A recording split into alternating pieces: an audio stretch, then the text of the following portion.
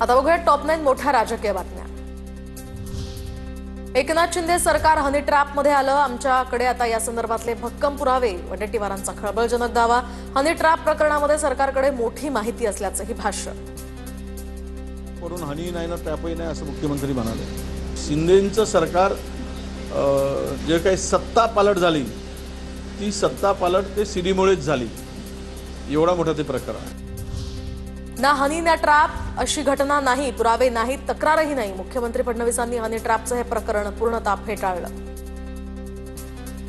Honey trap यांनी आणला मला समजतच नाही। आणि नाना भाऊने तर कुठला बॉम्बच आणला म्हणे। नाना भाऊ आलाच नाही आमच्यापर्यंत बॉम्ब। बरं आमच्याकडे बरं तुमच्याकडे असला बॉम्ब तर आमच्याकडे दिला तर पाहिजे ना। तर हनी आहे ना ट्रॅप आहे। तर वडेट्टीवारांच्या हनी ट्रॅप बाबतच्या आरोपांवर शिंदेंनी बोलणं टाळलं। शिवाय विरोधी पक्ष दुभंगलेला, काही काम नसल्यामुळे असे आरोप सुरू आहेत। बावनकुळेंचं वडेट्टीवारांना प्रत्युत्तर।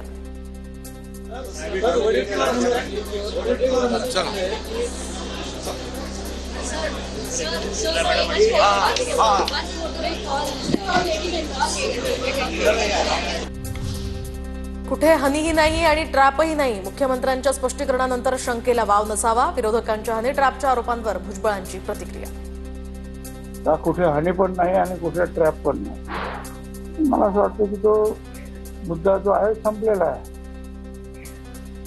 आणि स्वतः मुख्यमंत्र्यांनी स्टेटमेंट दिल्यानंतर शंकेला काही वाव राहू नये।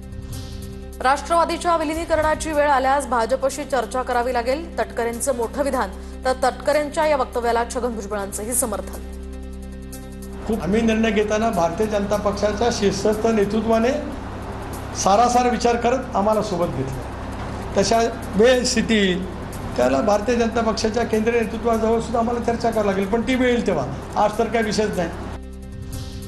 पक्ष वाढवण्यासाठी आम्हाला कोणाची परवानगी लागली नाही। खासदार सुप्रिया सुळेंची प्रतिक्रिया। तर पक्ष वाढवण्यासाठी दुसऱ्याची परवानगी घ्यावी लागते, हे मराठी माणसासाठी घातक असल्याची टीका। आमचा पक्ष वाढवायला आम्हाला दुसऱ्या कुणाची तरी परवानगी आम्हाला कधी लागली नाही। स्वाभिमानी मराठी माणसाला जर ही भाषा करायची लागत असेल तर हे मराठी माणसासाठी ही घातक आहे। निवडणुका बॅलेट पेपरवरच घ्यायला हव्यात, उद्धव ठाकरेंची मागणी। तर ईव्हीएम संदर्भात ठाकरेंनी काँग्रेसला दोष द्यावा, मुनगंटीवारांचा टोला। लोकसभेचं यश महाविकास आघाडीतल्या सगळ्या पक्षांच्या डोक्यात गेलं। मीपणा आल्यामुळेच विधानसभेत पराभव झाला। उद्धव ठाकरेंनी मुलाखतीमध्ये महाविकास आघाडीच्या नेत्यांचे कान टोचले। तर मुख्यमंत्री धडधडीत खोटं बोलतायत। सोमनाथ सूर्यवंशी यांच्या कुटुंबियांचा आरोप। सोमनाथचा पोलिसांच्या हाणामारीतच मृत्यू झाला होता, कुटुंबियांचा दावा। तर मुख्यमंत्री आरोपींना पाठीशी घालत असल्याचाही कुटुंबाचा आरोप।